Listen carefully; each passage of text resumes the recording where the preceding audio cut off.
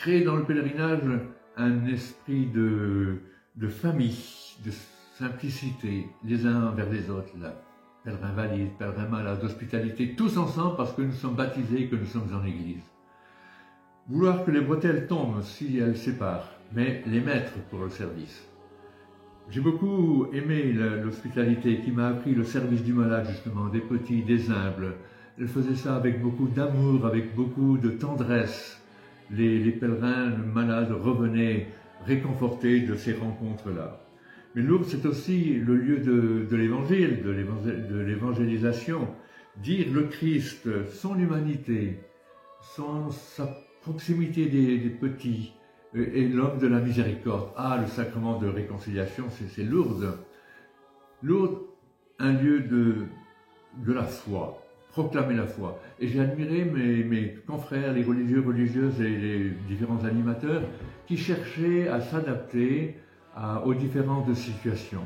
Et alors, ça aboutissait à de grandes célébrations. Lourdes, c'est l'église aux 100 visages, italiens, français, bulgares, etc. Tous ensemble autour du Christ, faisant corps dans l'Eucharistie et créant l'église là, une unité de lendemain en quelque sorte. J'ai eu le souci de l'unité, oui, et parfois j'ai regretté ou je craignais que les différents groupes soient un petit peu trop particularisés, cherchant un petit peu les intérêts plutôt que de dire l'évangile pur, simplement. Et j'ai aimé parce que tous les assomptionnistes, toute la famille d'Assomption peut se retrouver là, parce que nous sommes des hommes de foi, des hommes de communion, et puis des hommes solidaires des petits, comme Bernadette. Directeur du pèlerinage national à Lourdes de 2011 à 2017, j'ai eu la chance d'être un témoin privilégié de l'avènement du royaume de Dieu. D'abord par la foi des pèlerins qui se rendent dans ce lieu de pèlerinage marial. Ces milliers de pèlerins hospitaliers pour se mettre au service, ou malades ou handicapés pour vivre le temps de la rencontre.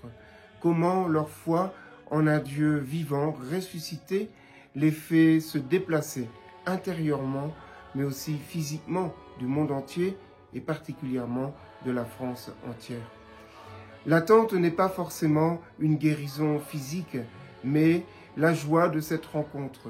Un Dieu qui permet aux hommes d'être debout, et ce, grâce à leurs frères en humanité. Alors j'ai été aussi particulièrement marqué par cette générosité des hospitaliers, et plus particulièrement les plus jeunes d'entre eux, qui, en plein mois d'août, comme tous les jeunes de leur âge, pourraient passer leur temps à faire la fête entre amis, mais au lieu de ça, ou en plus de cela, prennent ce temps pour venir se mettre au service, simplement, sans rien attendre en retour. Donner ce qu'ils peuvent, de leur amour, de leur sourire, une parole de réconfort, un geste qui relève. Et quelquefois, tout simplement, s'abaisser à hauteur d'une personne handicapée.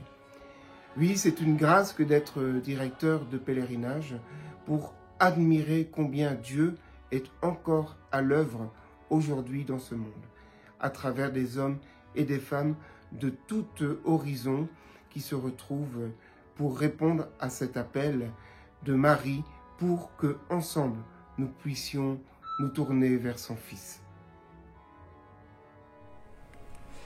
La démarche de pèlerinage répond un peu aux 3 dispositions. La première, est-ce qu'on veut répondre à un appel? La deuxième, est-ce qu'on est prêt à servir? Et la troisième, est-ce que cette démarche se fait de façon commune? En prenant la direction du pèlerinage à la suite de mes frères, j'ai vu combien cela pouvait me stimuler justement pour rechercher encore plus l'avènement du règne de Dieu. Parce que d'abord, c'est un appel que le Seigneur nous adresse. Comment y répond-on? La deuxième, c'est ça ne peut pas nous laisser indifférents, il demande un engagement. Et cet engagement se fait avec de nombreux laïcs qui sont ô combien présents pour animer, accompagner et servir toutes les personnes qui vont en pèlerinage. Et la troisième chose, c'est que cette démarche qui a besoin de s'écouler dans le temps nous mène non seulement à aller à une destination, qui est le pèlerinage à Lourdes, mais à un pèlerinage aussi intérieur, qui amène à une transformation, à une conversion, et à un désir de pouvoir faire advenir le règne vraiment profondément en nous et autour de nous. Que la grâce du Seigneur a été pour moi tout au long de ces années justement une présence, et la Vierge Marie a été le meilleur exemple qui nous aide à entreprendre ce chemin et à le poursuivre jusqu'au bout.